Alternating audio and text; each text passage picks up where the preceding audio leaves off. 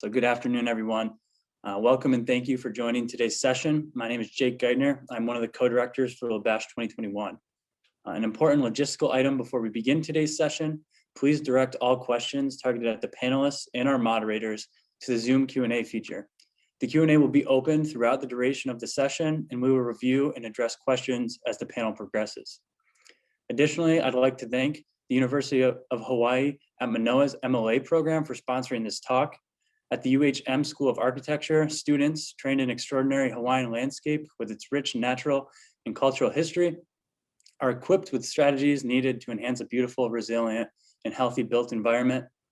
Focused on ecological and social sustainability by design, their MLA program advances contemporary landscape design teaching, theory, and practice in tropical Asia-Pacific coastal regions. And next, we're very excited to announce a collaboration between LABash 2021 and the Landscape Architecture podcast platform.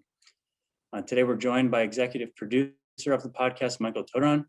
For accessibility and archival purposes, today's session features a collaboration between the two platforms to release a recording of the following panel conversation on the Landscape Architecture podcast. We encourage you to follow the LAP platform on social media and engage with the valuable conversations that Michael and the podcast team host. To begin today's keynote panel discussion, first we would like to acknowledge that Cornell University is located on the traditional homelands of the Gayakono, the Cayuga Nation. The Gayakono are members of the Haudenosaunee Confederacy, an alliance of 6 sovereign nations with a historic and contemporary presence on this land. The Confederacy precedes the establishment of Cornell University, New York State, and the United States of America. We acknowledge the painful history of Gayakono dispossession and honor the ongoing connection of Gayakono people, past and present, to these lands and waters. As we reflected on in the opening ceremonies, we are in a unique position in initiating conversations around social equity and reciprocity as we herald from a land-grant university that has been traditionally violent towards indigenous communities in what is now upstate New York in the Northeast United States. We have just placed a link in the chat regarding Cornell's identity as a land-grab university. We are honored to be joined tonight by one of the co-authors of No Design on Stolen Land, an essential reading and addressing the stolen lands on which we live and work.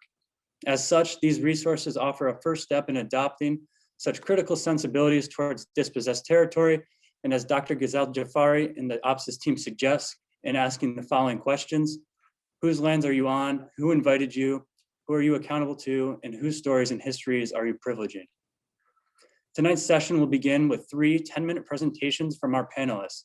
The first by Dr. Gozal Jafari, founding director of Open Systems Landscape Infrastructure Lab, and currently an assistant professor of landscape architecture at University of Virginia. Next, a presentation from Khensani de Klerk, an architectural designer and planner from Johannesburg and co-founder and director of Matri-Architect. And lastly, a presentation by Anna Maria Duran Calisto, co-founder of Estudio, a lecturer at Yale University and doctoral candidate at UCLA. These conversations will deal with theoretical questions that pertain to landscape architecture and other spatial disciplines, engaging with large, complex issues of ethics and justice, along with the specificity that these terms assume in various cultural contexts. Our panelists bring a wealth of relevant experience and knowledge stemming from their practices in architecture, landscape architecture, planning, activism, and academia. Additionally, these spatial practitioners work in 3 regions that are traditionally underrepresented and underengaged in landscape architectural curriculums. Following the panelists' presentations, we will reconvene for a discussion moderated by our 2 organizers, Jihani Hassan and Vanessa Dikiyama. Jihani Hassan is a graduate post-professional Masters of Landscape Architecture student at Cornell University and a Latin American Studies Program Fellow at the Mario Inunati Center for International Studies. She is a Canadian citizen of Brazilian Lebanese descent, currently on absentia status, pursuing fieldwork in northeastern Brazil. Jihani's research finds itself at the intersection of conservation, development, and climate change in semi-arid climates. Vanessa Dikiyama is a first-year graduate student at Cornell University Department of Landscape Architecture and served on the LABash 2021 Speakers Committee. She has a Bachelor of Arts degree in Geography and Architecture from Middlebury College, along with a strong interest in issues of sustainability and spatial justice, particularly as they impact her home region of Latin America. Vanessa is from and currently lives in Medellin, Colombia. With all that being said, I would now like to hand it off to Vanessa to more formally introduce our first panelist. Thank you, Jake. It is my pleasure to welcome to this virtual stage our first panelist, Dr. Gozal Jafari. Dr. Gozal Jafari is a designer of Persian and Azeri descent and territorial scholar in exile. Originally from Duran, her practice focuses on spatial and environmental justice, immigrant narratives, women resistance movements, and non-Western spatial discourses. She is the founding director of Miyan Rudan, Between Rivers, a long-term territorial initiative based along the Karun River watershed, borderlands of Iran and Iraq. Her publications include No Design on Stolen Land and the Kino Codex. She's a founding director of Open Systems, Landscape Infrastructure Lab, and currently an assistant professor of landscape architecture at the University of Virginia. Please join me in welcoming Dr. Gozal Jafari.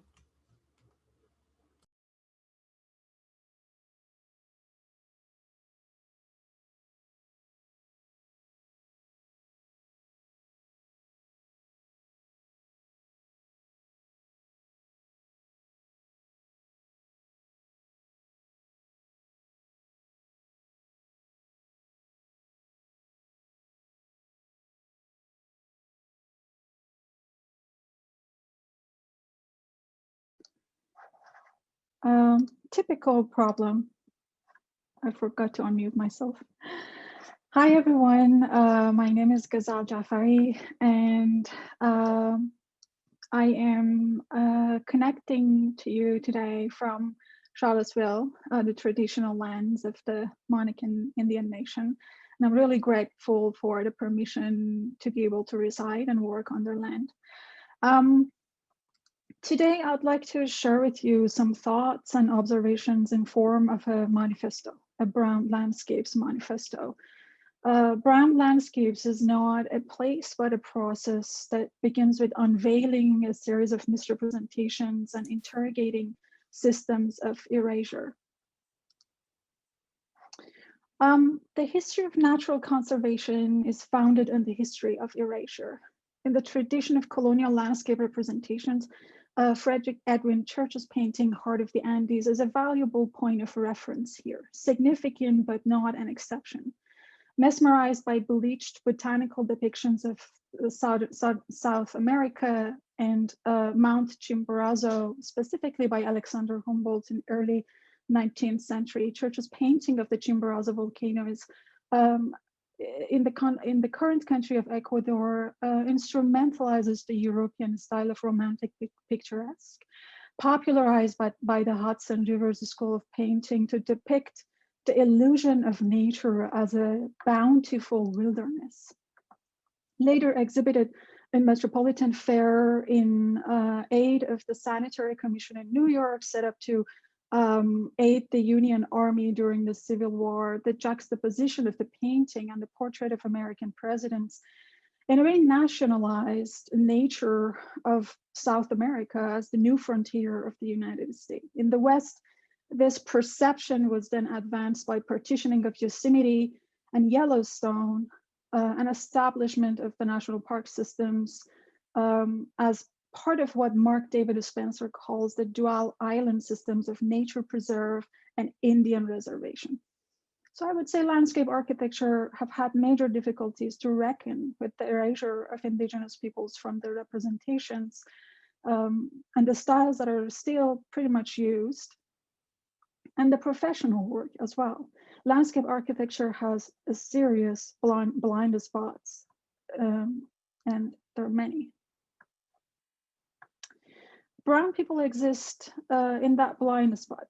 It is important to note that the confused voyage of Christopher Columbus leading to the discovery of the New World, so-called in 1492, was funded by the Isabel la Católica, Queen of Spain, when the Spain monarchy announced finally a country free of Muslims and Jews after centuries-long attempt of Latin Christendom to define the Europe as a separate continent, separate from Muslims to the east and Africans to the south. The voyage of Christopher Columbus is wrapped in unnoticed histories of papal bull, Spanish inquisitions, expulsion of non-Christians, and religious missionaries to spread the gospel to the east. It's in this history of white supremacy that Brown is defined as anything impure, filthy, dirty, and inferior. Brown peoples too were either erased or imprisoned by Western colonialism and imperialism. Westphalian nation states should be under scrutiny as the original technology of erasure, dispossession, and coercion. The right image shows the Sky Picket Agreement map in 1916, by which the land between Persian Gulf and the Mediterranean Sea was partitioned and divided between European colonies. The map became the blueprint for the formation of nation states of Iraq, Syria, Jordan, Saudi Arabia, and Lebanon after. The left image shows partitioning of the wetlands and rivers by imposition of Persia-Ottoman borderlines, forced by the British and Russians through a seven-decade-long geopolitical conflict, cutting through the rivers and dismantling river societies. Occupying this borderland were migrating tribes, Bakhteri people that you can see in these images. Like many other tribes, new ways of seasonal migration as part of complex, intelligent landscape praxis and the steppes between the rivers. Many tribes traveled through what is now borderline, which came only as one of many blockades that demobilized the indigenous peoples and enabled later strategies of displacement and killing. This is what that borderline looks now in Kurdistan. Rows of impoverished population labeled as smugglers, endangering their lives for basic means of livelihood under violent pressures from US sanctions against Iran, killed in masses in the past 5 years more than ever by the militarized Iranian regime that is choking the people but not relinquishing power to the US intimidations.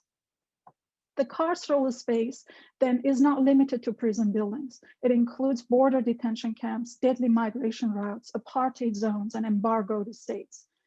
Can landscape then become a vehicle for racial justice that includes refugees, mobilized laborers, caught in international zones, those disposed by all sides of the war as sacrificial animals? Partitioning was preliminary stage of plunder by monopolizing concessions and penetration of Western extraction operations in the lands of brown people without their consent. Images show BP pipeline passing through Bakhteri tribal land where oil was found in the Middle East for the first time after the hefty Darcy concession.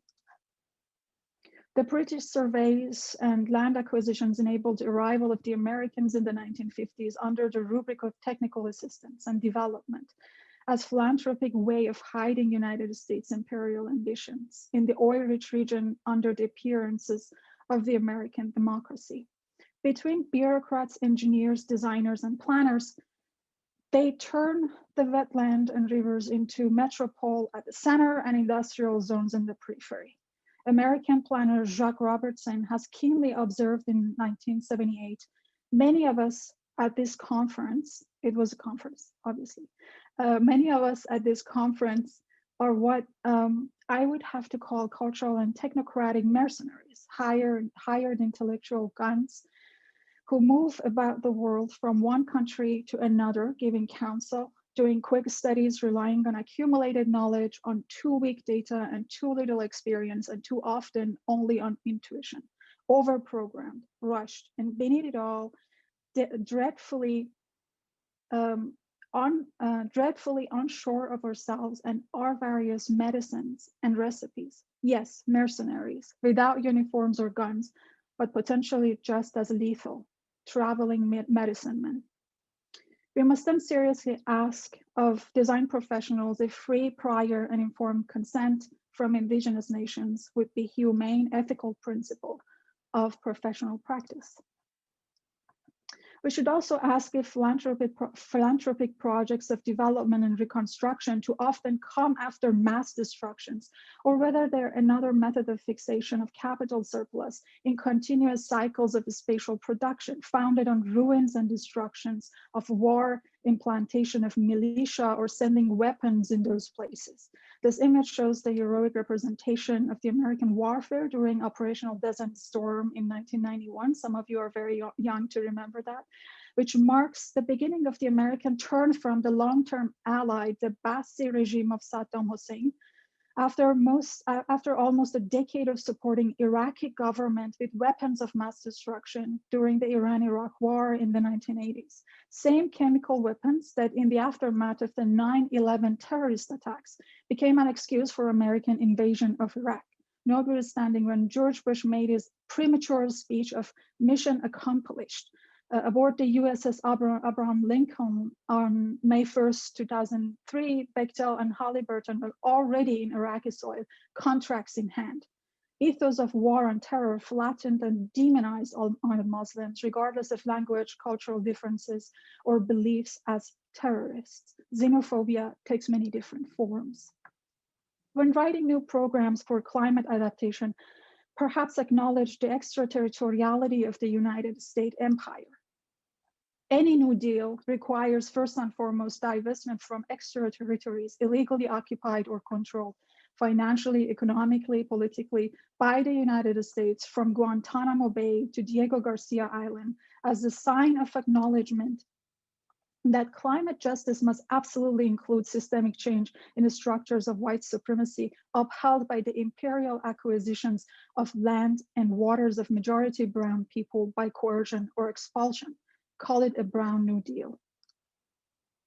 The contemporary global economy was built on the broken back of enslaved peoples, brown women and children on plantations that surround the equator line and landed in any hospitable climates, where both land and women were exoticized by the Western Orientalist gaze as open, ready, and fertile.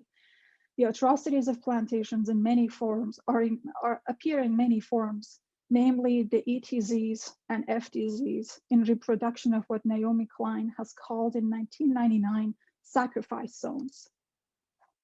The building of the brown inferiority was fixed in denigration of cultural intelligence and our valuable traditions in heroic self-congratulatory image of American superiority. This is a mythical painting of George Washington by Gilbert Stuart in 1796, and all the elements here are symbols of American civilization and its relation to other nations. I'm almost done. The cultural signifiers of Persian and Arabs is pushed to the background, stepped on and thrown in the dustbin of the history. For instance, the carpet.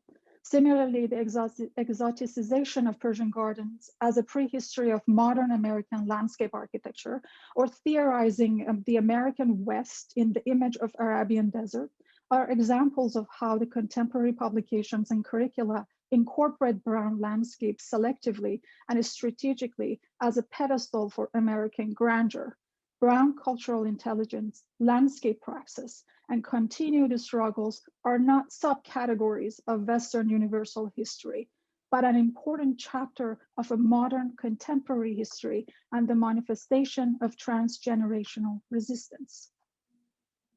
So here I wonder if landscape can become a revolution in and of itself, through which brown bodies and identities are restored and brown cultural and political resurgence can bloom outside the tyranny of the state maps, between rivers, guided by matriarchal traces of lived territorial relations. And I wonder if brown landscapes represents a place where truth is unveiled, whether American landscape architects finally take off after centuries that got them blindfold. Thank you for listening.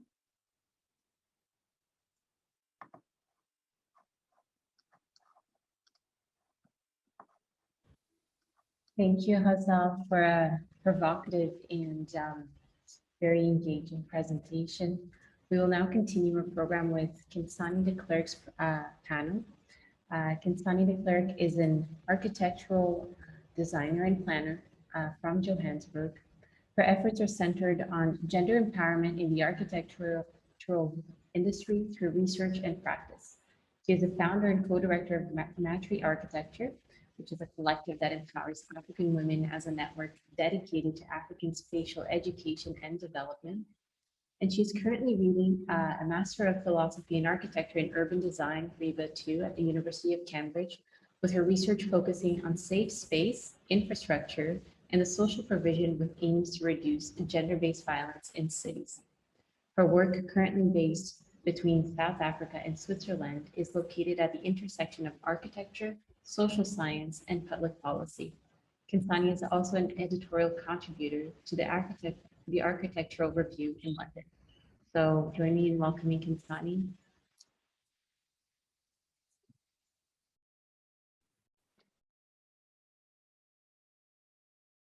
I will just share my screen. Give me a moment. Right. Thank you so much for this introduction and for in the invitation to be involved in this incredible conference. So yes, I will begin by mentioning that I can only speak from where I come from. Those are the places and the people that make up my life thus far. And of course, the academic institution, academy, whatever you want to call it, plays a very significant role in that. And so my contribution today looks to navigating fieldwork, or the concept of fieldwork, across multiple geographies, both between the supposed global north and global south, but more particularly looking at how fieldwork as a method of mapping for development and education affects the uncovering of compacted landscapes. And so the methodology is something that I'm quite interested in. And responding to compacted grounds, we find ourselves as spatial practitioners tasked with not simply just intervening and creating, but revealing and unfolding those layers of history that have accumulated and compacted over time, particularly in an age, or the age, of decolonialism, if you like, finally entering academic discourse, and hopefully at some point accelerating transformation in practice. The task that I've identified amongst many other practitioners undoubtedly calls for a methodological focus on an ethics of care within the way in which we treat our treatment of context. And so to begin with context, you will notice that there will be quite a few images from South Africa in this presentation, Johannesburg, Cape Town, and a historical reference to both of those sites. And if we look at the definition of fieldwork, to be really rudimentary about it, according to the recognized dictionaries in Western canonical academia, so Oxford or Cambridge, it's really defined as the practical work conducted by a researcher in the natural environment rather than in the lab or the office. And so the really basic definition of this scientific specimen versus scientist view, seen to be objective, establishes a hegemonic relationship between researcher and site, which contradicts contemporary intentions premised on participation across a binary that it conforms to, or at least it brings attention into the method from the get-go. And so what does it mean to define fieldwork as an approach to understanding context that prioritizes care and ethics? And we'll be unpacking that in this short presentation. And I suppose asking this question also begs us to revise the rhetorical question of how we could ever dare to design in spaces without getting to know them. And further, what the process of knowing or coming to know as far as we can means. And through this presentation, I would suggest that that is a process of uncovering. And as pointed out by many others in this conference over the last 2 days, the landscape, of course, is very much so a palimpsest of urban, ecological, social, economic, and digital aspects, intersecting in intangible and tangible ways. And I think very much so becoming more visible as something that's constantly in flux. And so a growingly obvious paradox is presented to the traditional canonical approach to permanence inscribed in the way in which we have to build or we have to form through our spatial practice. And so this is an image taken by David Goldblatt in 2002 in Johannesburg. You can see women getting their hair braided on the street, lots of things happening in the buzzing CBD. And I think it's quite interesting. Through my work, I can imagine also through the work of many others, we begin to resist the traditional approach of fieldwork in its observation by the researcher at traditionally his subjects, but rather seeing what lies within the everyday practices, with what Yasmina Bibijan would speak about, and overlooked histories in rituals of everyday practice in relation to the land, but also in relation to the urban context, the urban landscape, and the communities concerned within that context. So these women are very much so the cartographers of everyday life, everyday practices by virtue of their occupation. And so this is a sort of contribution to the evolution of fieldwork practices in architecture, landscape architecture, spatial practice. And it doesn't necessarily clutch on the traditional ethnographic or anthropological schools of thought, despite respecting those schools of thought, but in ways appropriate to updating ethics and responding to the livelihoods of those previously termed subjects, which from this point in the presentation, I will only refer to as people and stakeholders and participants. As spatial practitioners, we have the capacity to uncover layers through our visual competencies, challenging us to, or rather challenging us with the choice and decision to make visible or to not make visible. And so the process of fieldwork and those strategies employed in fieldwork are inherently and inevitably a political and social act, irrespective of where practitioners decide to consciously place themselves in the field. Context has its rules, it has its pace, and here lies an opportunity to shine light on the act of listening as a source of inspiration for designing collectively. That listening, I would suggest, is fundamental to uncovering.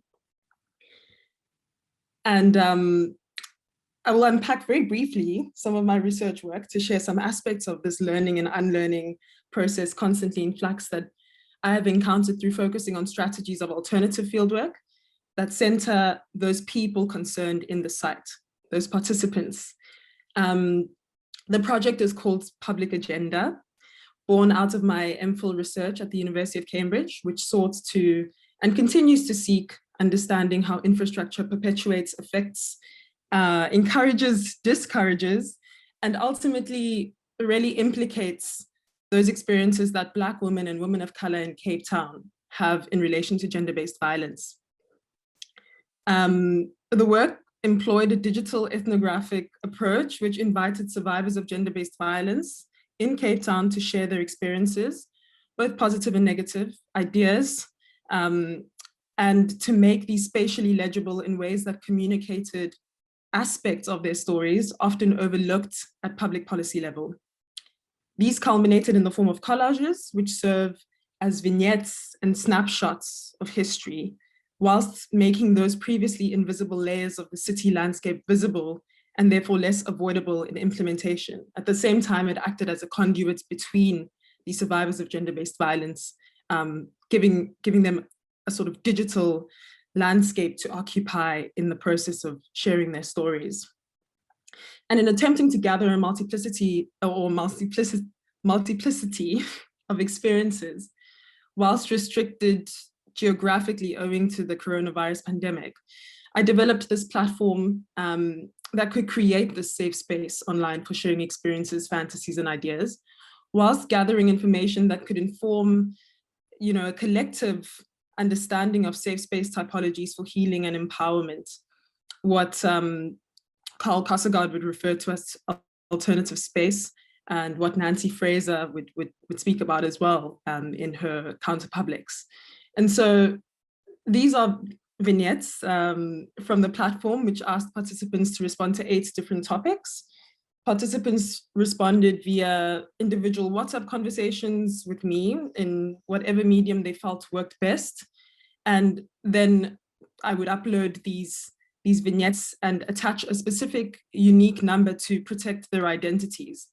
And there was a constant feedback loop, and participants would come back and comment on how the process was an open space for them to tell stories that they had not acknowledged as violent before in many instances, or had never spoken about with anyone else, but could recognize in the patchwork or quilt of experiences displayed through these specific questions and these specific responses in collage form. And so the process of uncovering layers can also be a process of care. Some topics presented ideas of safety and fantasy, showing how imagined spaces can possibly be realized through responsive intervention. As Legacy Russell, Harlem-based author of Glitch Feminism would put it, using the internet to play and perform and explore still has exceptional potential for igniting a glitch that can reawaken systems that are stagnant today. And so giving ourselves this space to experiment perhaps brings us closer to a projection of, I don't like to use the word, but a sustainable future. And through visual articulation presents a provocation that takes this first step at manifesting accounts, revealing the compacted layers of the social environment. And so collage was used as a strategy to protect the identities of these participants, as well as to imagine future imaginaries, as we have seen common in Afrofuturistic visuals and musical arts way before the 1970s, but of course looking to the obvious examples of Sun Ra, to contemporary examples of Wakanda and Grace Jones, amongst many. And at the same time, this medium allowed each story to be read within a collection, painting a quilted understanding of the layers making up the compacted landscape, not necessarily putting these struggles and ideas in competition.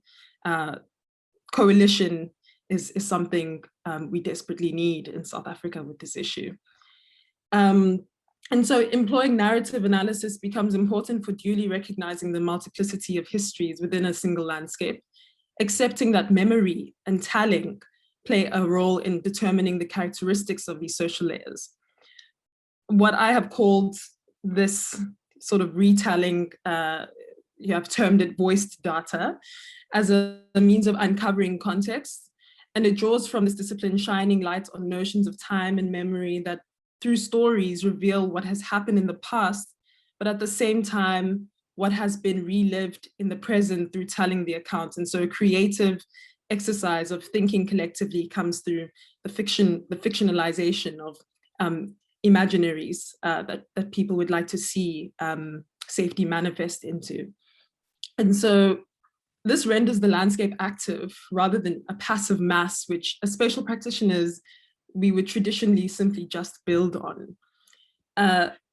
There is much to be said about dissemination too, of course. And so that informed the platform existing online, and that is sharing and making communicable collective findings in language that pays due respect to those concerned with the context, ultimately resisting and rejecting extractive processes of fieldwork common in spatial practice today. Even as a Black woman myself, concerned with the subject, I put in inverted commas, of Black women, my single lens only perpetuates the traditional canonical idea of fieldwork. And so voiced data really looks at a multi-lensed approach. And so we ask the question, a little bit facetiously, who benefits from the typical researcher's findings? The researcher, of course, the researcher who receives the PhD and specializing in said culture and said context. It's a very audacious approach, which I think we are becoming more and more aware of. And so thinking about the pace and language of those concerned in the site purports not only to simply pay respect to the context, but also evolves traditional academic language to expand and serve a larger audience in its academic and educational ethos. Knowledge production, sharing, questioning, and critique, not exclusively limited to the canon. And so redefining fieldwork with a priority on scribing accessible spatial lexicons into the institution is a decolonial mechanism of benefit to institutions concerned with progress and transformation. At the same time, making room in education for quote unquote othered or overlooked knowledges to become visible and referenced when developing the built environment.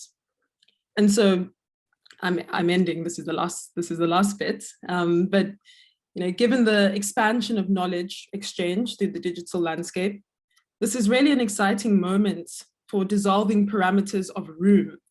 The landscape is expanding, and this sort of gives us potential for infinite accessibility when visualized in ways that consider the pace of context.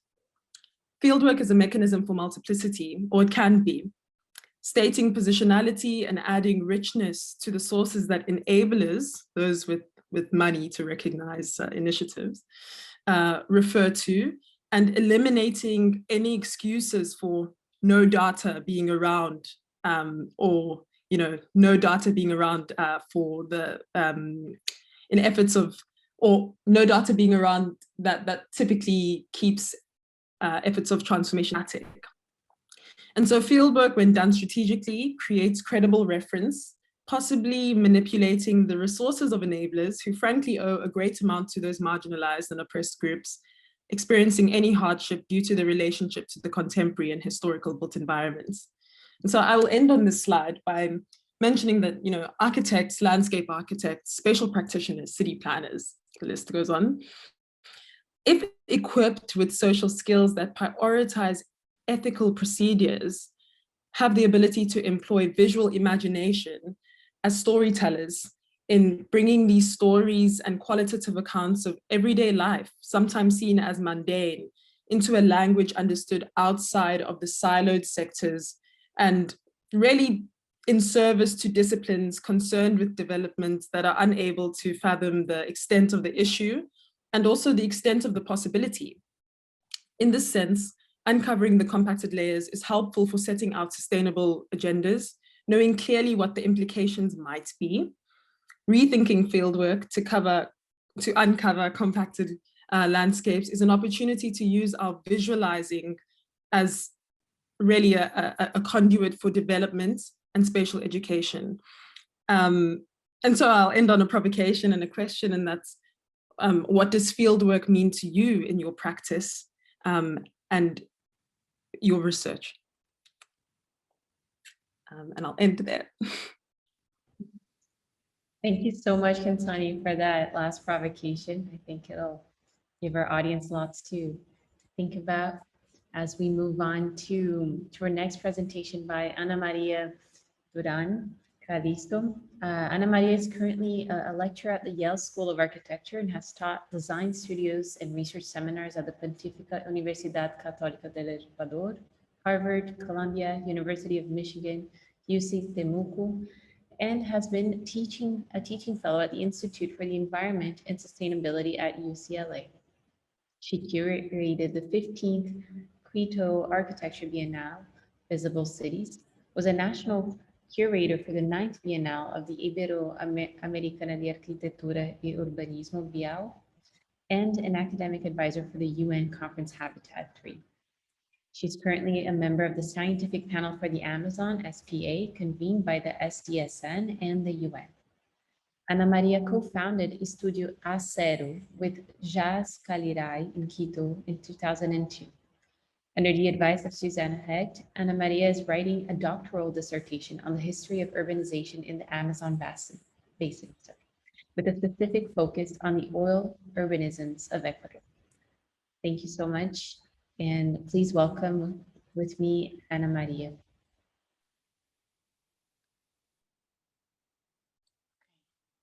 I'm unmuted. Thank you so much. I'm going to start, sorry, before I forget. I need to record this here as well. Awesome. Thank you so much, Vanessa and Jihani, for having invited us today. And Ghazal and Khensani, it's been wonderful to listen to both of you. Fantastic presentations, very stimulating. We'll talk about them later. And I guess that mine is going to be a little bit different, even though I strongly share your concerns, but I'm much older. So with age, you do move into what Khensani called the extent of the possibilities. I think I'm in that stage right now. Back when we were putting the South America project together with Felipe Correa, who's at UVA, in the year that was back in 2000, I mean, the fieldwork was in 2007, 2008, but the actual network didn't coagulate until 2011. And it was all about, extraction, continental scale extraction, and the deep marks that it was leaving on the ground with the genocide, epistemicide, and ecocide that goes with extractivism in Latin America as much as we have seen it does in the Middle East. Right now, what I'm doing is I'm working a lot with the communes in Amazonia, and I'm going to share with you the screen.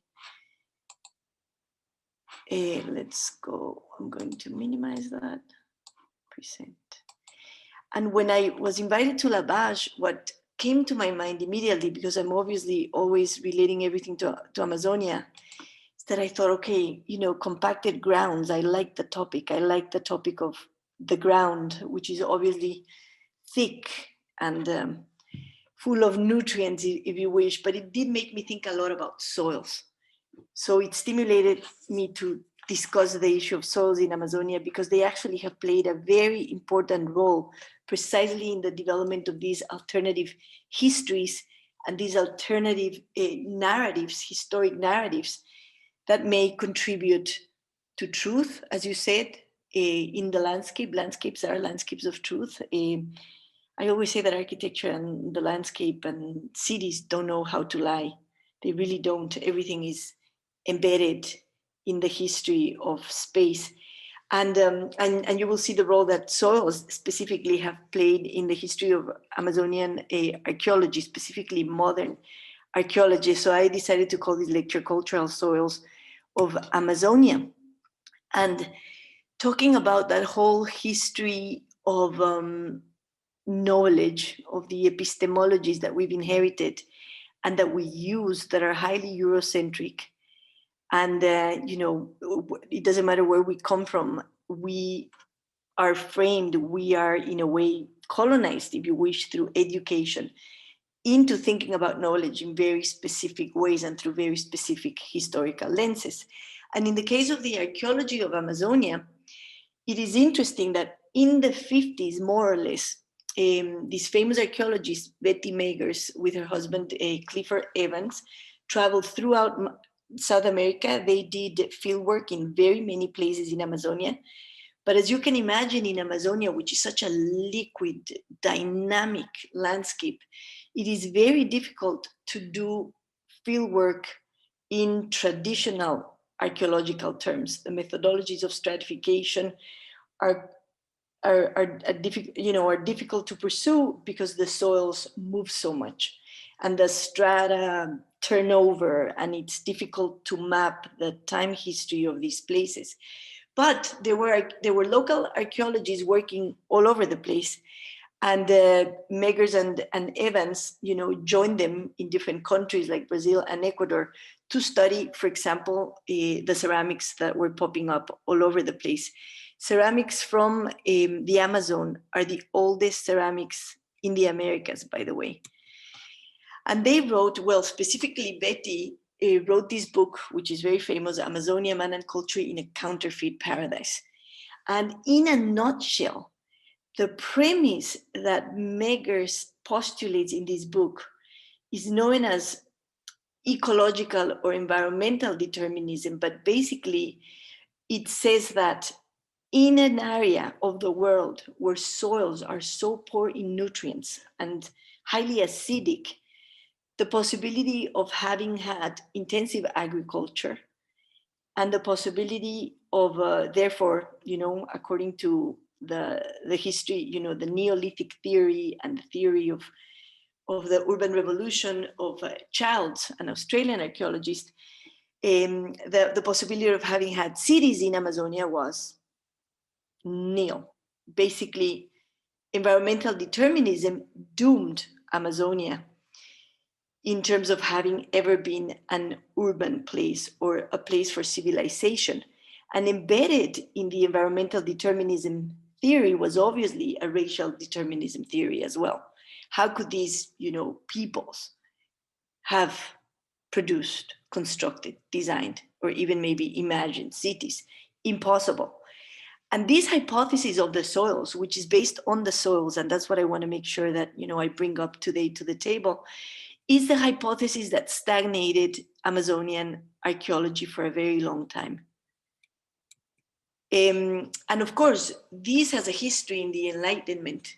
We know that even before, at the end of the 18th century and in the 18th century and through the 19th century, lots of naturalists, mainly from Europe, then when the US became an important player at a global scale, also from the US, but very many naturalists came to South America and constructed a narrative that became the foundation for Betty Meggers, in a way. You know, Amazonia was a land of hypernaturalism. It was a land in which human beings had no effect. You know, they were not cultural landscapes. They were just humans that had adapted to nature and lived in harmony with nature, but had nothing to do with its actual construction. And this obviously is, you know, at the core. And this is Wallace, British naturalist as well. And just to, you know, a little divergency here, this I know is being questioned right now through decolonial theory. And for example, Fabiano Cueva, a contemporary artist in Ecuador, does this amazing work at precisely bringing to the fore and vindicating the native knowledge, quote unquote native.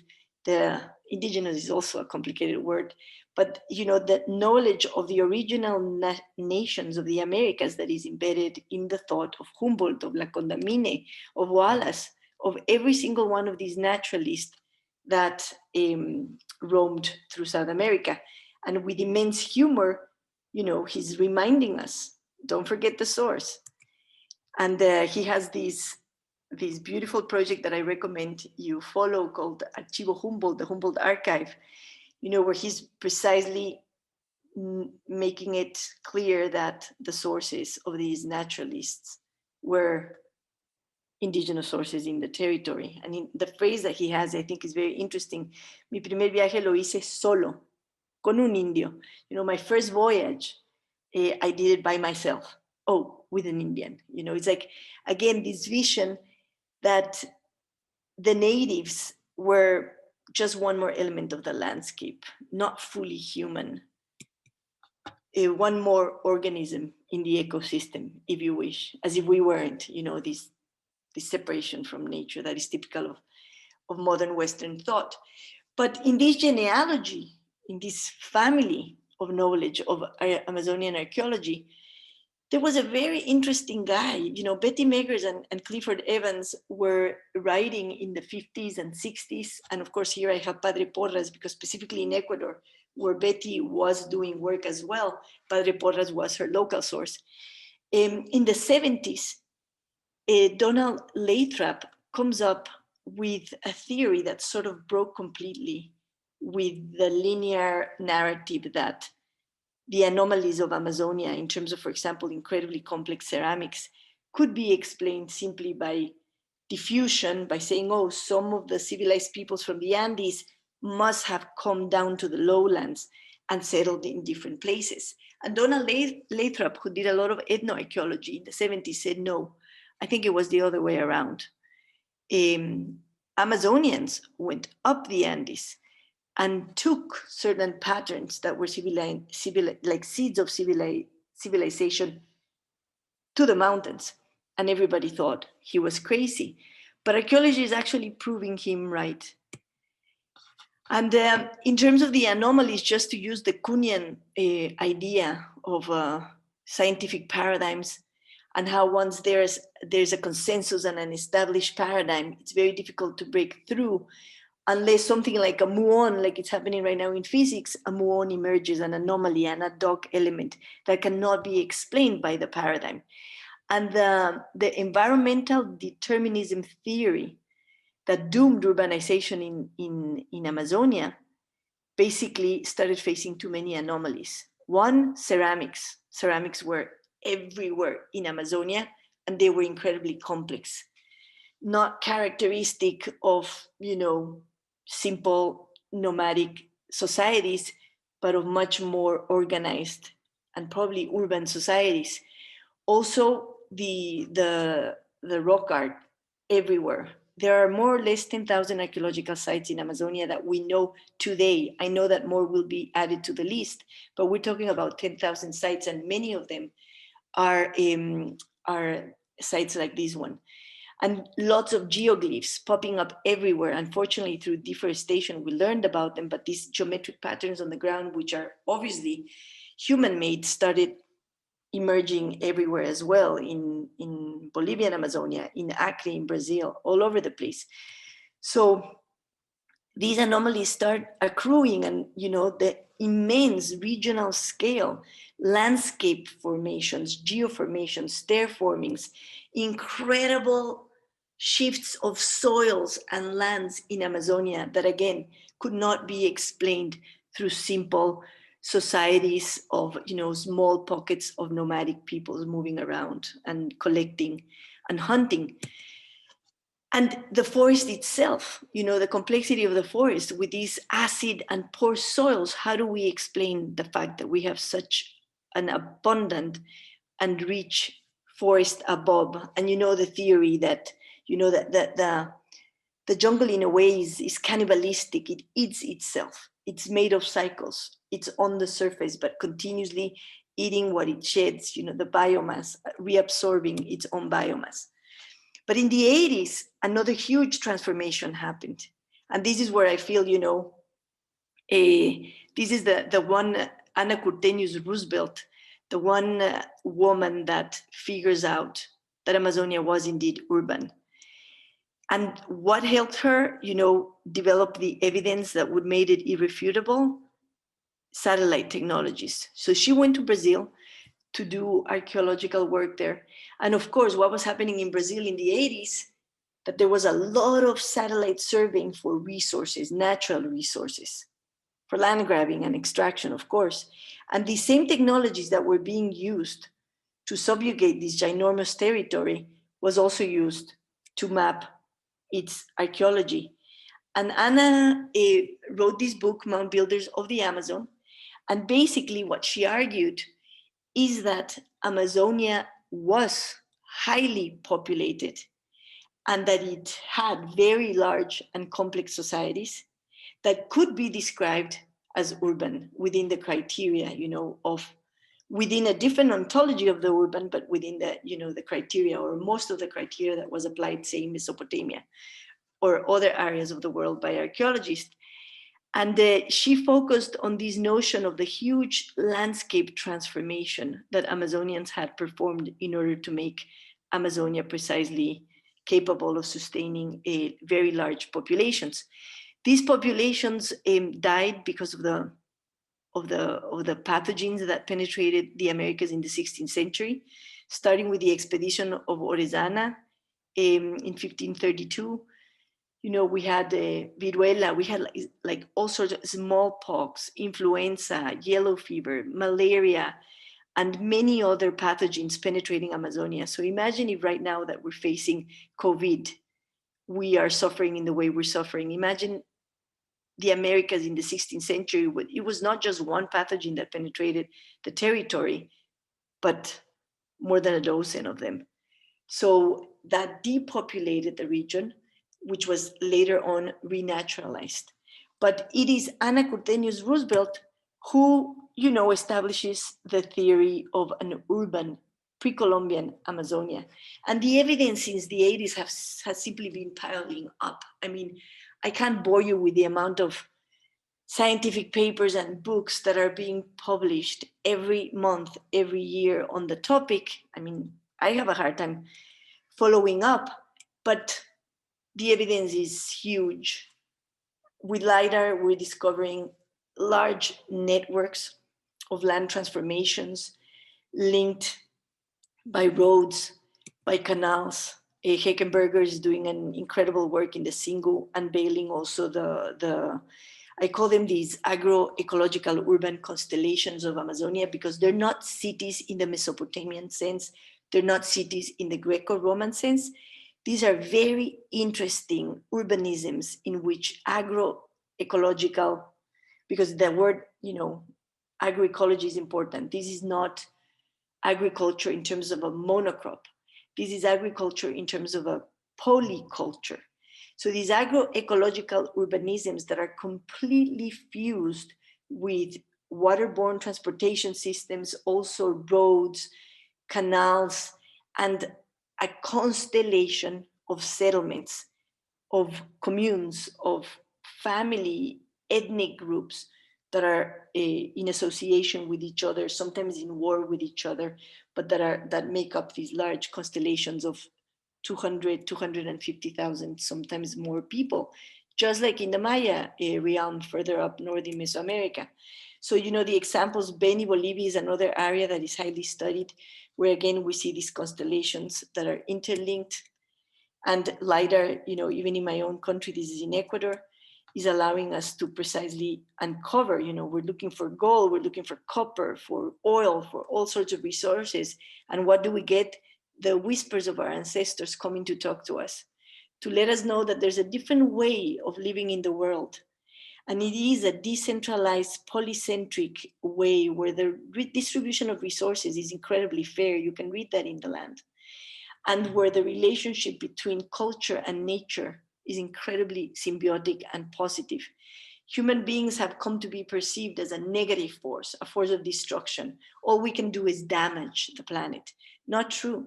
Not true. We can be exactly the opposite. We can be designers and builders of habitat, which is what Amazonians were. I'm not saying we should go back to, imitating that literally. The spiral of time is irreversible. But I do think that the deep past of the Americas contains keys, especially in terms of landscape architecture, keys to the future of our cities today, and that we really need to look at them in detail beyond these prejudices that have kept the knowledge of these cultures stagnant for so long. And of course, now you have lots of archaeologists who are working here, just to name 5, Heckenberger, Clark Erickson, Denis Chan, he's in France. I can't pronounce French names, I'm sorry, Stephen Rostan, and Eduardo Neves in Brazil, and many, many, many more, whom I cannot mention right now. But the key to unraveling the puzzle of urbanization in Amazonia is called dark earths.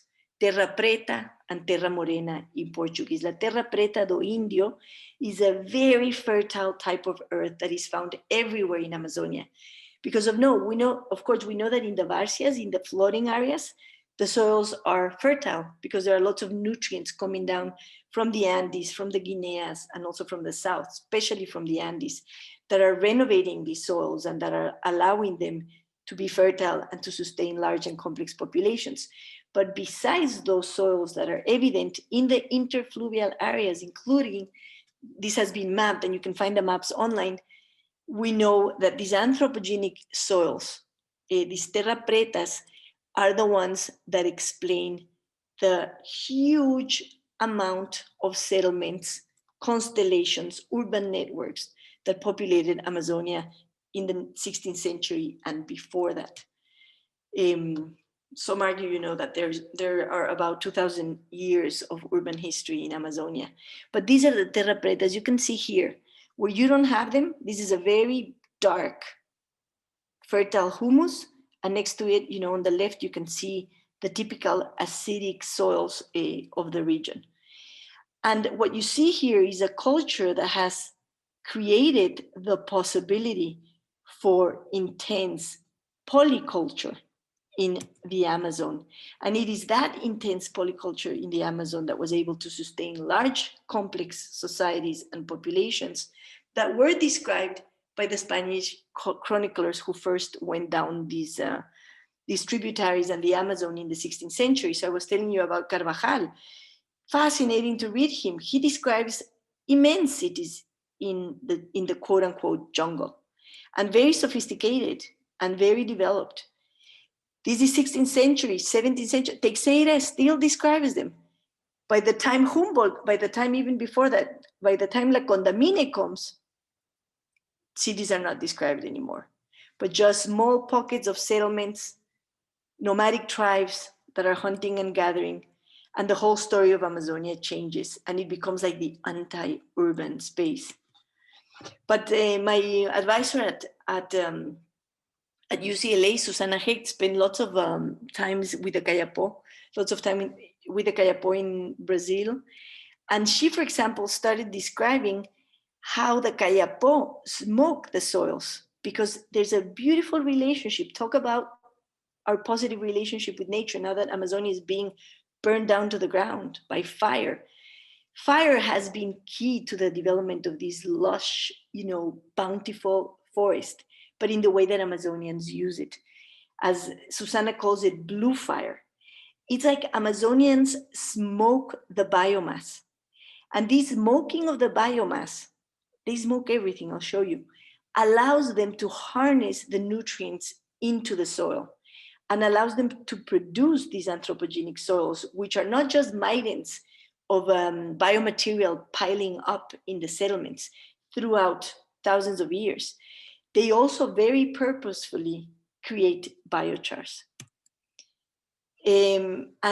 That's Susana with an anthropologist, a good friend of hers, whose name I completely forget. Poissy, I think is the last name, who spent time with the Kayapo describing these processes, and those are the Kayapo.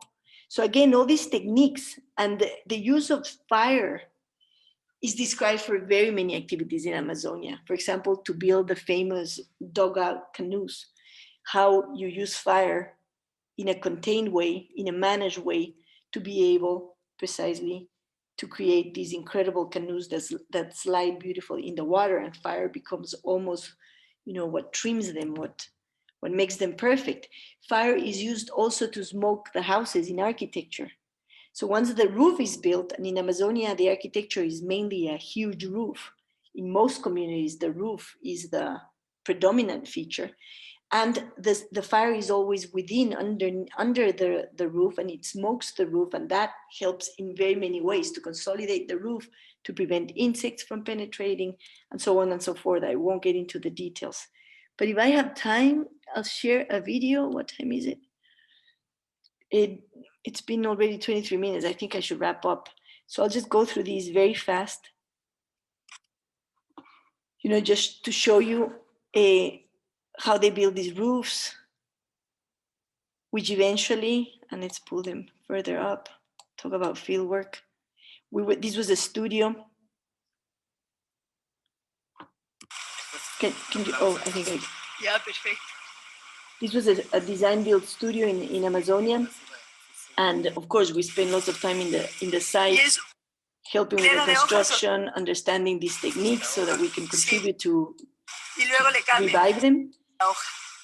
Not just to steal the techniques, because we don't want to do that, but on the other hand, to value them and promote them among policy members who want us to deal with concrete in Amazonia, so that we can be modern and convince them that there are other ways of doing things. Where's the next slide? But then I ended up spending lots of time in the kitchen, not just in the construction site. I was fascinated by the maito and the way women make the maito with the big plantain leaves that we would pick up in the chacra early in the morning, everything super fresh. We would go get the fish. They do have fish ponds now, and that's actually tilapia, which is not an Amazonian fish. And of course, the palmito. And I'll show you afterwards. I want to show you how they fold them. It's so beautiful. I'm manipulating this. There. And they're making the maito for the group. And then how they fold them.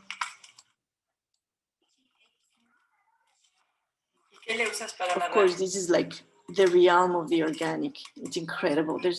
Traditionally, there was no trash in Amazonia. Everything penetrates the cycle of life and death. Now there's trash, of course, there are plastics all over the place. But traditionally, there wasn't.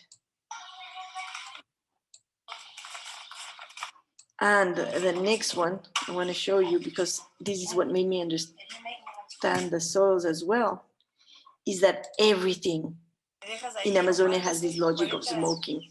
So you smoke your food, you smoke your house, you smoke the biomass to produce biochars. There's this incredibly positive relationship with fire. And in terms of like contemporary urbanisms, which is what I am concerned with right now, the first woman, again, notice the presence of women in Amazonian research. Berta Becker is a geographer who was the first one in the 60s and 70s in Brazil to start describing the huge favelization of Amazonia. And another famous book is Rainforest Cities by Browder and Godfrey, who sort of like, you know, took her torch and also started investigating the phenomenon of modern urbanization in the region and the havoc that is reaping all over the place. And you may ask, you know, you may ask, but well, my God, Ana Maria, all those people, they're all, you know, where are the Amazonians? The Amazonians are nowhere in this story. Ana Maria? Yes, I need to finish. I think we need to allow for a Q&A soon. Sorry, this is my last slide. But you know, I just wanted to say that there is research emerging from Amazonians, and it's amazing, and I'm reading it, and I hope that this will shift the voices to those who should be discussing these more than anyone else. Thank you so much for the extra time, and I'm so sorry I tend to do this, and I have to learn to control myself. Okay. No problem. Thank you so much, Ana Maria. That was a wonderful presentation, and thank you, Ghazal and Khensani. You have really laid the ground for what can be an amazing discussion here, and I'm excited to get started. I would like to remind the audience first that you are welcome to post questions at any time using the Q&A feature. Jihani and I will be weaving your questions with our own questions during this panel discussion. You can also engage with the Q&A process by liking a question and making it stand out so we see it and address it sooner. And we invite the panelists to engage with the provocations that have been laid out in the individual contributions and with each other's points of views. Even though we are not setting a strict time limit for the panel discussion, we ask you to make a collective effort and be conscientious about the time that you take for your individual interventions. With this in mind, I want to start this conversation with a question for all the panelists. Design is a process of both tracing and erasure that has been both generative and degenerative, depending on how we look at it. In No Design for Stolen Land, which Dr. Ghazal co-authored, there was a call to on design that stemmed from this recognition that in the context of indigenous lands, at least, design has been used as a tool for dispossession and exclusion. So I would like to ask Dr. Ghazal, of course, to tell us more about this, as well as Khensani and Ana Maria to share from their own knowledge and experience. When do you feel that we as spatial practitioners are called to design? And when are we called to undesign?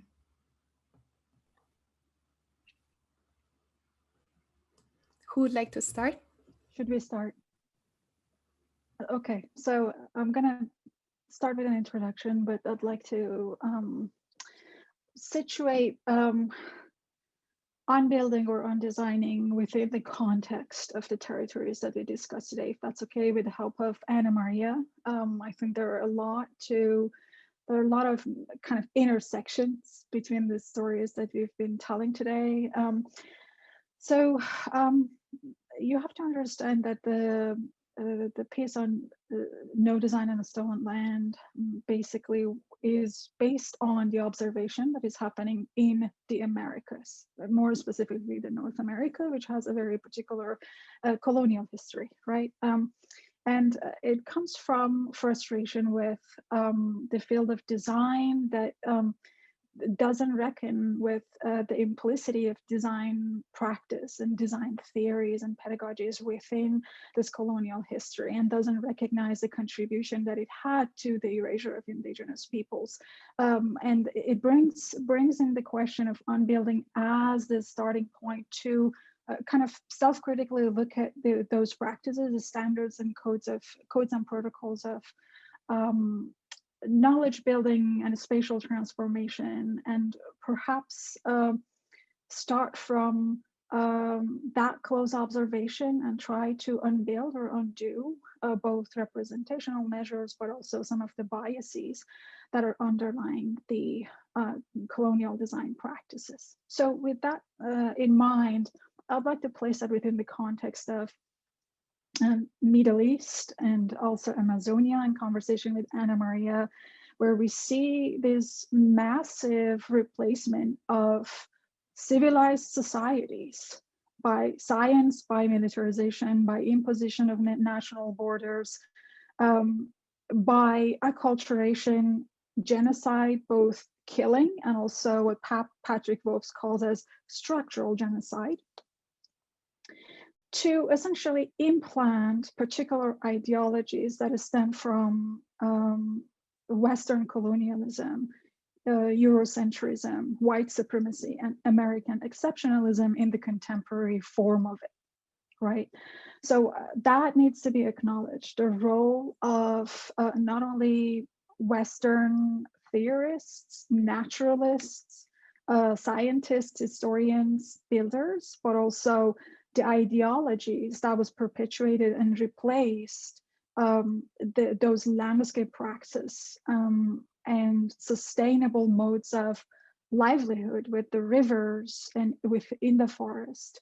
We need to understand that. So the first step, and Anna Maria, please add to this, is first surveying those techniques and technologies of disposition, those systems of erasure and replacement through counter narratives and counter historiographies that enables us to see the true history, not the one that naturalists had told us, not the ones that British Orientalists depicted.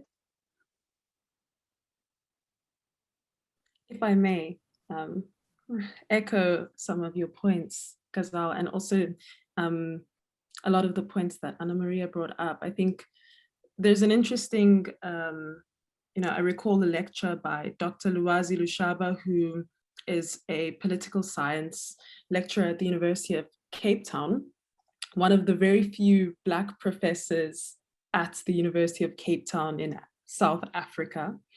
And during the Fees Must Fall and Roads Must Fall protests that sort of called for a decolonial education, he mentions how modes of cognizance outside of Western canonical thinking are part of this academic amnesia that contemporary academics face today. Not just contemporary, but that erasure of our histories and that erasure of how we read our histories is a very scary threat to the way in which we interpret knowledge, and also a way in which we disseminate that highly relies on language. And so Ngugi wa Thiong'o also speaks about this, the colonialism and the decolonialism of the mind. And yeah, this question of when do we design and when do we undesign, at least in the South African context, the apartheid city plan that I presented in one of the slides came with huge intent. That was in 48, that plan. And it was very quickly realized between 48 and 50, and people were segregated according to their race, according to their ethnicity. The Mixed Marriages Act, it was city planning and the urban landscape and the ecological landscape of using nature, using conservation as buffer, making conservation an act of violence was quickly normalized to the point where it's difficult to think of it as any other way today, at least in contemporary schools of landscape architecture in South Africa. And so simply put, I think there's something interesting to be said about parallel processes in undesigning as a process, as a forward-looking process in itself. So when safe space becomes brave space, as Janine Francois says, and when the task, the spatial task is the visualization of that lexicon, is the visualization of these stories, not necessarily the commodification of the product. sometimes, of course, it is more tangible, it's more of an artifact. But I think there is something interesting in the servicing and the generosity of spirit that comes with trying to understand this new lexicon as a remix of history, because we can't undo, as Anna Maria said, we can't, it's a sort of circle, you can't undo what has happened. So yeah, I think that's my supposedly simple answer, but it actually sounds more complex when I look back.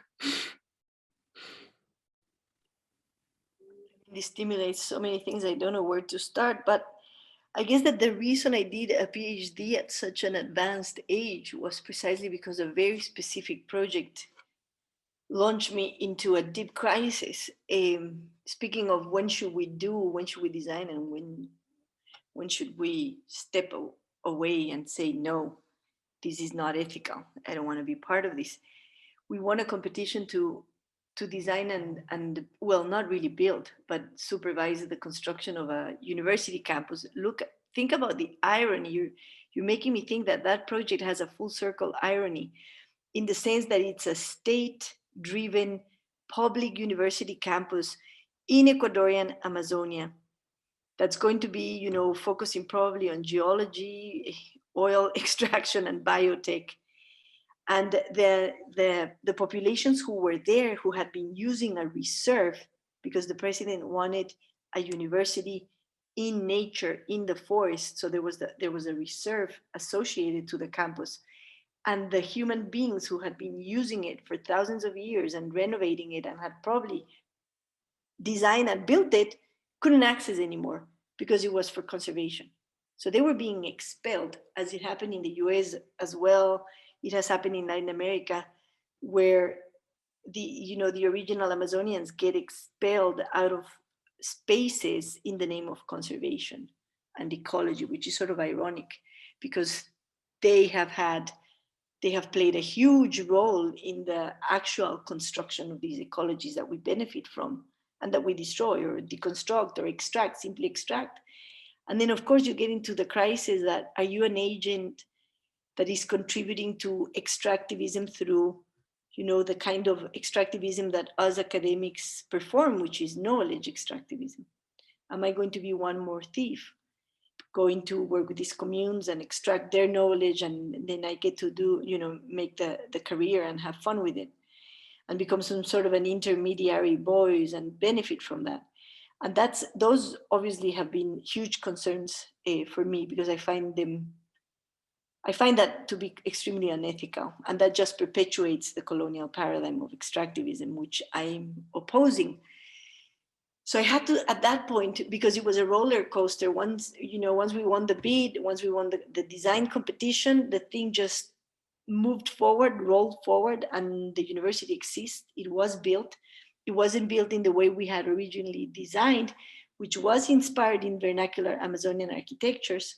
Again, even that relationship with the vernacular, with history, with the traditions of quote unquote others, how do you handle that? How do we acknowledge that in architecture? Is it our design? Is it not?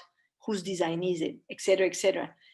But in the end, that it was so frustrating to see that the government just wanted this like modern image, because that was associated with the discourses of development, that was associated with the discourses of progress and civilization, if you wish.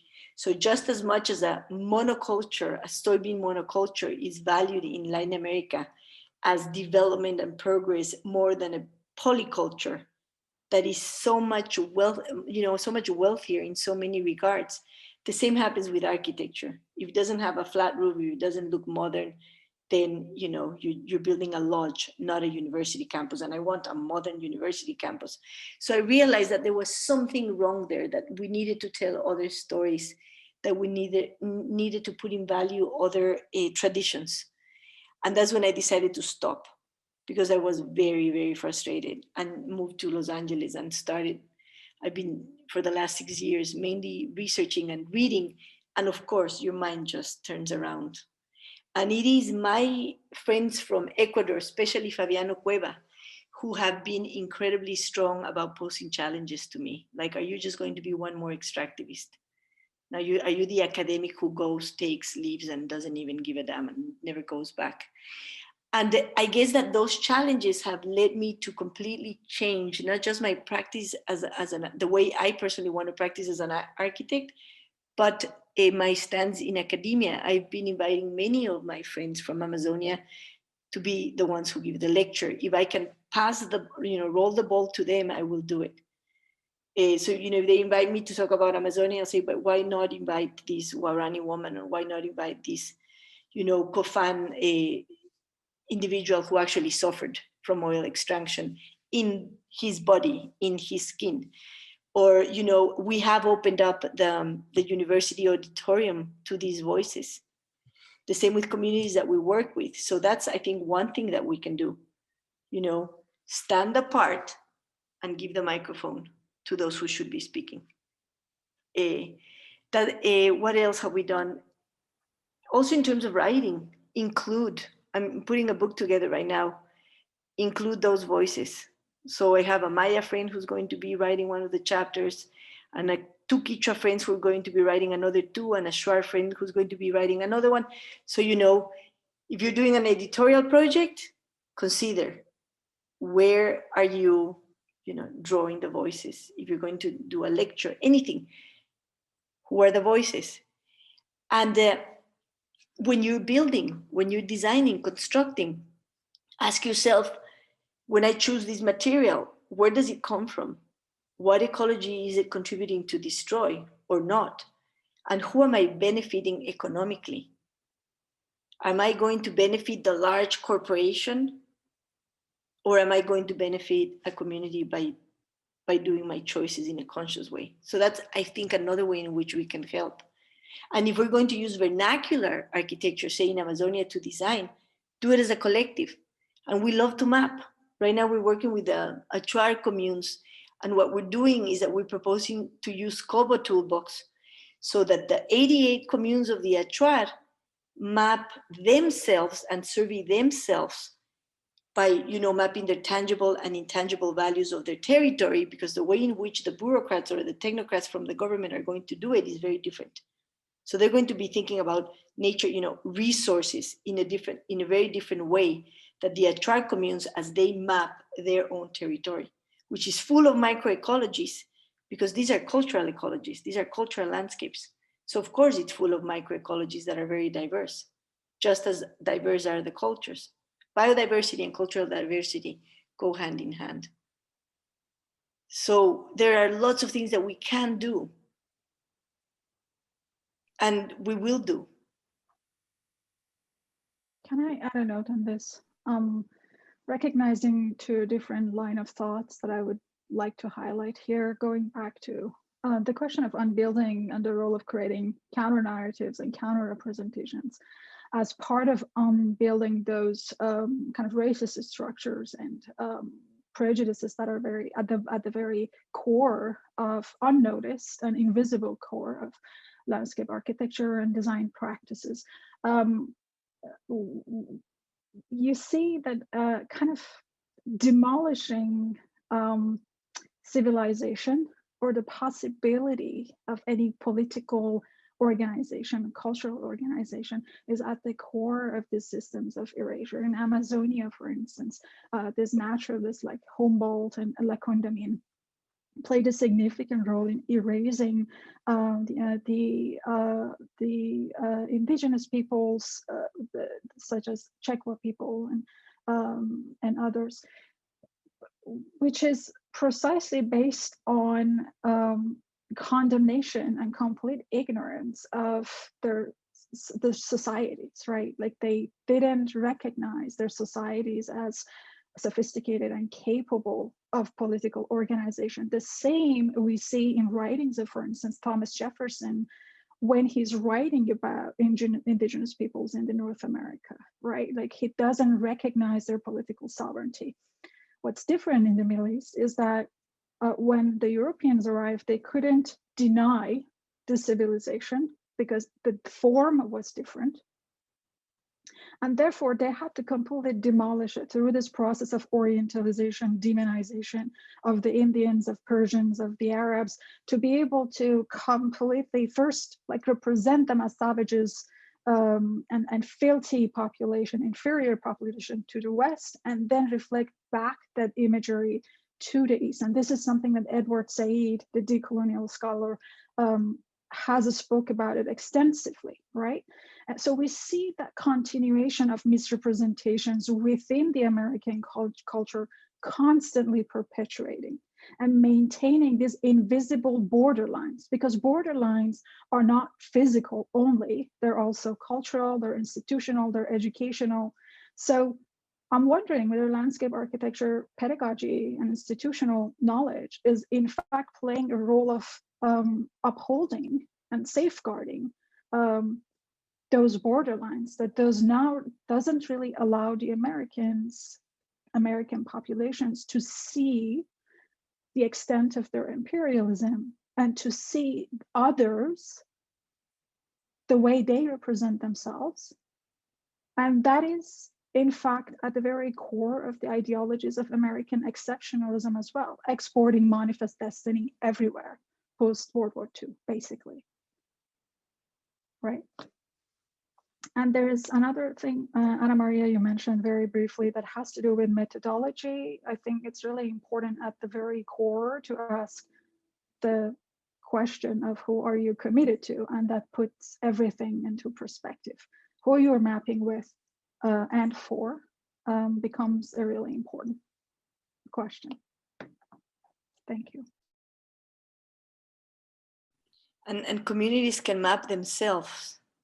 So I feel that the only thing that we can do, or at least what my Ashwar friends and my Achwar friends have said, is like, no, we like collaborations with you guys, because what we want is capacitación, reciprocity, share, training, share your knowledge as much as we have been sharing our knowledge with you.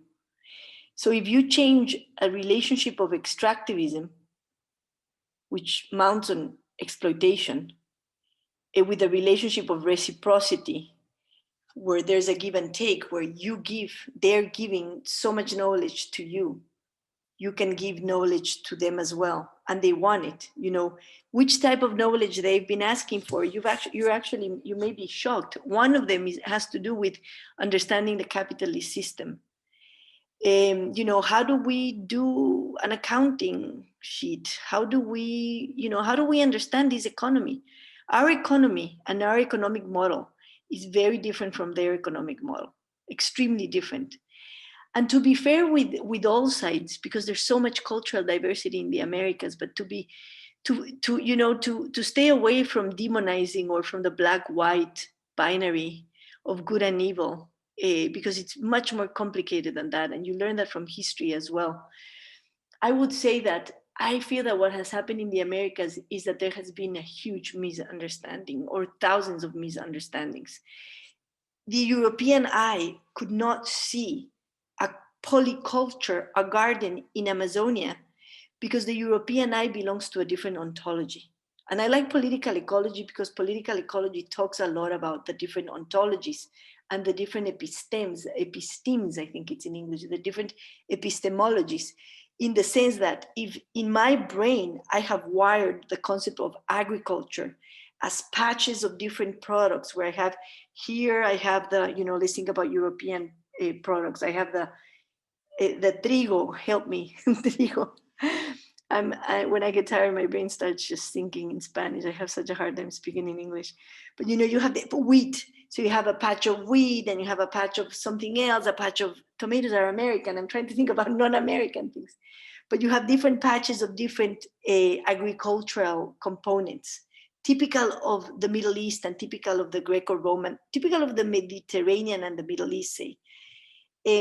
So that's agriculture to your brain. That's the image of agriculture. So suddenly you're in the middle of a cultured forest, an amazing polyculture that is sectional, where agriculture is not understood in terms of patches planimetrically, but it's understood in terms of different species that coexist and that have relations, strong relations to each other. animal and plant, and including human, because in Amazonia, there's no hierarchy. Humans are not at the top of the, of the structure of life. There's just one more organism. And the Spanish eye, for example, couldn't see agriculture there. Just as probably their eye couldn't understand the patch system that they were building. So it has been like, we've had to do efforts to understand the ontology of others. And I feel that that's where our responsibility lies as academic and as human beings. We've always expected the conquered peoples to understand our ontology, our image and understanding of agriculture, which is now large-scale industrial monoculture, and it's devastating. Our image of development, our image of city, the city as that cellular structure coming from the Mediterranean or the Middle East. No, the city in the Americas was completely different. I don't have time to show you slides, but it was an open system. It was dispersed. It was, agriculture was very interwoven with the constellation of settlements, and hunting was part of the urban fabric, and collecting was part of the urban fabric, and the forest was part of the urban fabric. Everything was part of the urban fabric. So, a European couldn't see city unless there was a monumental area like in Tenochtitlan or like in the Maya realm. Otherwise, it was not a city. What was that? It was confusing. And that, up to this day, is at the core of policy making from my perspective. I feel that policy is still driven by very specific ontologies of the city and agriculture. And that what we need to do is bring in these other knowledges, because they're going to nurture our very poor understanding at this point of what a city is or can be, or what a landscape is or can be. Sorry, I talk too much. But you know what I mean? Not to point fingers and be like, oh, they were mean, these or that, those were mean. It's beyond, and of course there's imperialism, which is brutal, but also there's this ontological problem that Khensani, did you want to add to that? This has been so inspiring to listen to, because I think that there are so many points, and Ana Maria, as you were speaking about agriculture as being this very permanent, almost in paradox to the idea of the landscape being in flux all the time. And I think of, from the context that I'm in, the United Kingdom of this island, the enclosures being that very intentional dissuasion of what land means in terms of property. As soon as the landscape is made, boarded, this is mine, this is yours, and there's a societal agreement that establishes that hegemonic relationship. And when Ghazal was speaking about the safeguarding of these hegemonic structures and these hegemonic systems, that our knowledge production in itself, or let's say the institution in which we are situated in, already makes us credible, right? Or assumes that we are the stamp clerks of knowledge. And I find it interesting, at least in my own work, and I can resonate a lot with your pre-Los Angeles life, Ana Maria, in that, really listening to context. And of course, that also presumes that there's time, and the commodification of time in terms of funding. And I'm partially responding to the question by the anonymous attendee in the chat box, being in tension with how to meaningfully collaborate with those insights. And I think it becomes a question of value, like what do we bring to the table? What is, and how does one benefit from that? And I present a very short analogy of the research that I did with these survivors of gender-based violence, and that the initial plan really was not what happened in the end. The initial plan was in close collaboration with an NGO. This was before coronavirus showed up, and also before the South African government announced a second epidemic, a femicide in South Africa, where every day on the news you hear completely terrible stories about what happens. And this is not, we all know this is not just South Africa. And so at the point at which I established a relationship with this NGO, they completely disappeared because, of course, they were doing work on the ground. Really, what was I going to go into the site and ask a few questions? Who's benefiting from this? And in the process of doing that, I reflected through my writing and reflected with the department at Cambridge, the funding mechanisms at Cambridge, that the sort of work that deals with the ethics committee, I was very, let's say, passionately suggested that one needs to consider what it means to recognize the time and interest and labor that goes into working with vulnerable groups, period. Somehow that process is never, it's never equal, it's never collaborative. This has been happening since the 80s. Caroline Moser, it's almost old that we're still speaking about, collaboration in fieldwork. And in the end, I ended up making an open call, and the participants came to me and I worked on their terms. I said, this is a timeline and we work on your terms, and just listening to the context. And I think that really molded a different methodology that wasn't so prescriptive and didn't assume that I knew what was correct. And I think in the end, that kind of revealed many other things within this multiplicity of voiced data. And so my sort of simple response to anonymous attendee is really thinking about what it means to listen and commit long-term to these voices. And just a final point, and echoing Anna Maria, is what it means to make room and open up with whatever resources are available. We are in these world-class institutions, and I think there are little hacks that exist, and I'm quite fascinated with these hacks. I mean, the University of Cambridge and the British Library have lifelong rights to having every single book ever published in the United Kingdom, publishing houses, and that will ever be published. Let's understand how extensive and expansive that archive is. And there are ways of hacking and making sure that people become visible in the unfortunate publishing industry we live in. So, inviting all of the small authors that are publishing in small publishing houses to be part of your research, and then they're able to be referenced. So I'm trying not to expose myself in the process of sharing this analogy, but I do think that they're hacking as a short term, and I'll pity that we have such short lifespans, but hacking, making room, listening to context, because it has its rituals, it has its pace, and it has its terms. So where do we meet its terms if we're going to try and do something good? Thank you so much for so many wonderful insights here. I think I need another hour with all of you to really unpack everything that has put on the table. This is wonderful. We have time for maybe one more question. Jihani, would you like to ask a question or pick from the Q&A? Yes, so I was going to comment that in preparation for the panel, we had many thoughts exchanged on the articulation of the session's title today. Words were very carefully weighted for their underlying biases, their histories that they bring to the table. And then we followed up with this question of, the translability or untranslatability of landscapes that we have encountered in the presentations given.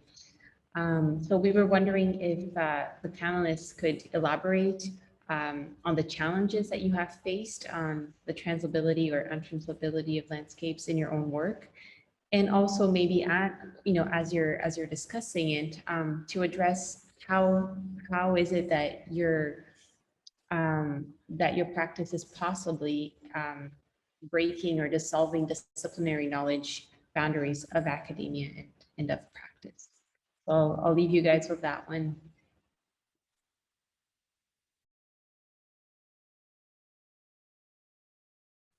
I can go quickly. I'm very fascinated with translation. I'm very critical of it as well. Particularly, I mean, it's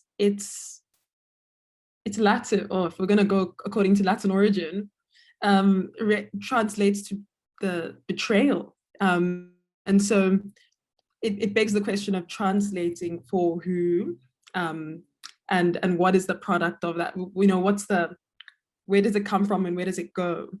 Although I do think that there is something interesting about,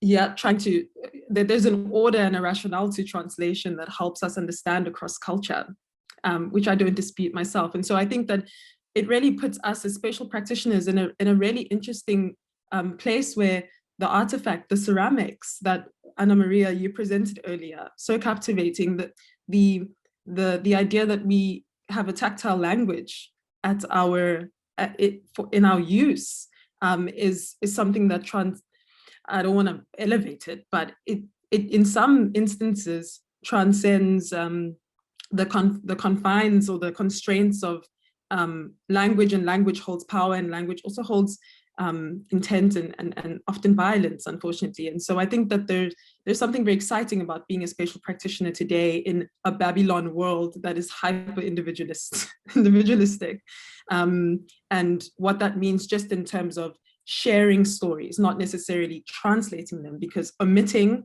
and adding is all in accordance with an agenda which, wherever we're placed in society, is in proximity to privilege, because we live in a world that has an institution set up for us. But in the process, hopefully we can break it down. So I'm critical of translation. I think being a conduit and a vessel is how I would phrase it. Absolutely. This whole discussion has really brought questions on the use of words. Ghazal, would you like to share some insights?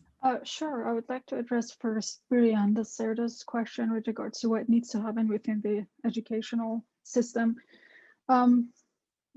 Perhaps after my presentation today, I had to be clear that some of the changes that I'm referring to here are not going to be done by hiring more minority women and kind of changing only one portion, or assigning these kind of agents to figure out how the design academia has to change. I think to answer your question, Brianda, I think that your last sentence, which is basically, does there need to be a radical transformation at the very foundation of the entire educational system, is very apt.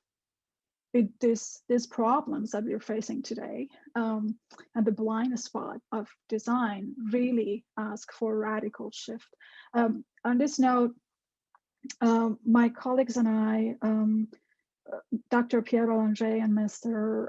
Hernan Bianchi-Benguria, shared a reading list with students here at their request that Jake kindly shared with you. I really encourage you to read the starting piece, Ground Zero, Landscape as Revolution, because in that piece, we bring up the question of whether the definition of landscape in and of itself, especially placed within this transformative history of the post-1990s, especially after 1993, can in fact become a vehicle, can in fact become a lens towards that radical transformation. Thank you so much. We are going to continue this conversation in a private setting for the recording of the podcast. Unfortunately, our time is up and I need to close this session to accommodate for the next sessions. Thank you so very much, Anya, Khensani, Ghazal, for sharing your knowledge with us today. I think that we have a lot to think about going forward.